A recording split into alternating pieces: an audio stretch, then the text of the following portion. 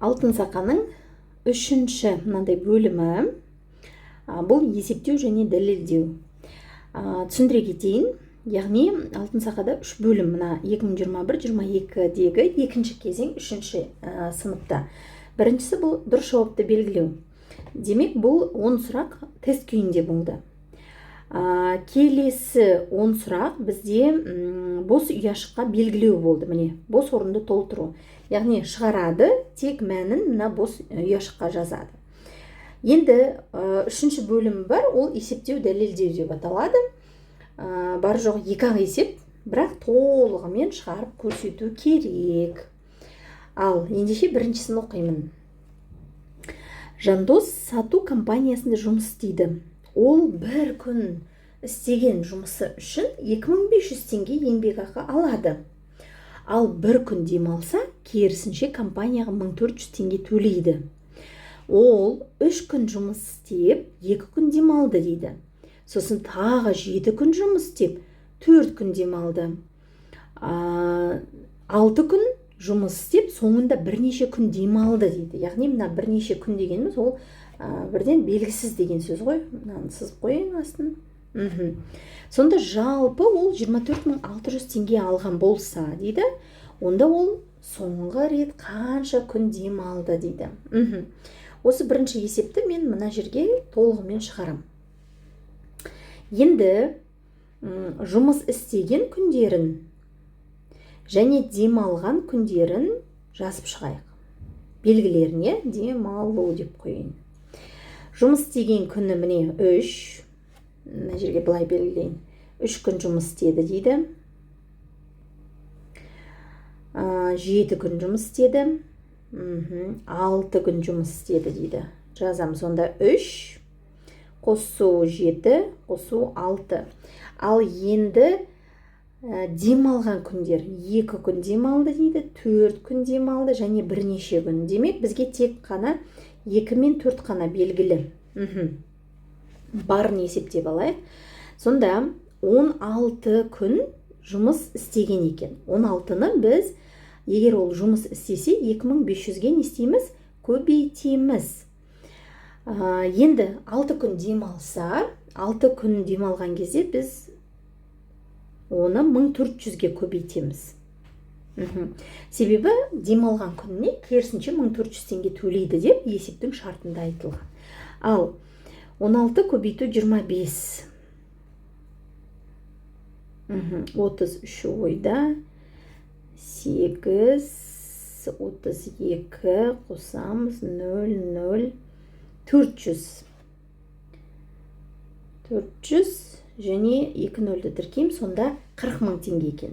Келесі 14-ті 6-ға көбейтем. 2 ойда 6, 8, 84. 84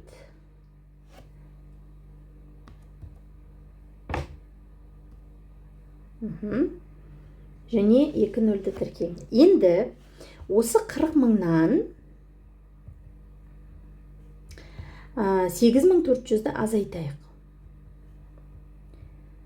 6, 1, 31600. Енді ода ең соңында 24600 теңге қалған екен. Демек, осы ақшадан 24600-ді азайтамыз. Неге? Себеп бұның ішінде мына демалғанда қайтарған ақшасы бар. 0, 0, мынадан береміз. 7, сонда 7000 теңге болып тұр ғой. Енді осы 7000 теңгеге ол тағы да демалды. 7000 теңгені біз 1400-ге бөліп, қанша күн демалғанын табуымыз керек.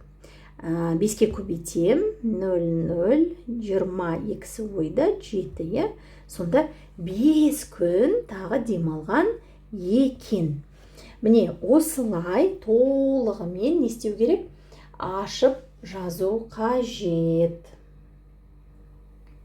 Келесі, екінші. З қосу Е қосу Р тең 9 дейді. Болған жағдайда да З көбейту Е көбейту Р тең ДЕ тең Л дейді. Ребусын шешіңіз дейді. Бірдей әріптер әрине ол бірдей, әртүрлі әріптер, ол әртүрлі цифрлар. Бұл не деген сөз? Мысалы, мына жердегі ол екеуі бірдей цифр. З мен әрине олар әртүрлі.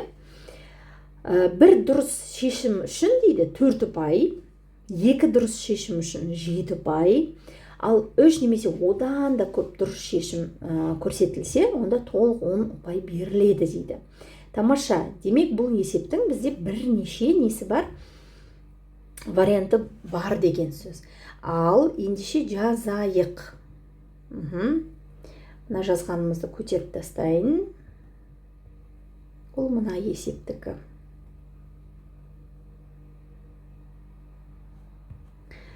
Мынаны мен басқа түспен шығарайын. Сонымен, номер 2. З қосу Е қосу Р тең 9. З көбейтілген Е көбейтілген Р қосылған Д Е тең Л. Енді 3 санның қосындысы 9-ға болатын жағдайларды қарастырамыз. Ал, біріншіден бастайық. З-ны мен мысалы 5 дейін қосамын, Е-ні 1 дейін, Р-ны 3 дейін, жақсы ма? Енді қараймыз. Е-ні біз осы 3 санның көбейтіндісі. 1 қосам, көбейтеміз 3. Тең 15. Енді бұл жерде қараңыздар, назар аударатын нәрсе, мына Е мен мына Е екеуі тең болу керек. Демек, мына 2 санның орнын ауыстырамыз. 1 қосу 5 қосу 3. Сонда мынаның орны ауысады. 1 көбейту 5 көбейту 3. Сонда Е бізде 5 болып тұр. Тең 15. Мына жерде Д бөлек сан болу керек. 15 болып қалса, ол З-ға тең болады. Демек, бұл вариант бізге болмайды деген сөз, е? Так, онда не істейміз? Онда тағы бір вариантын көрейік.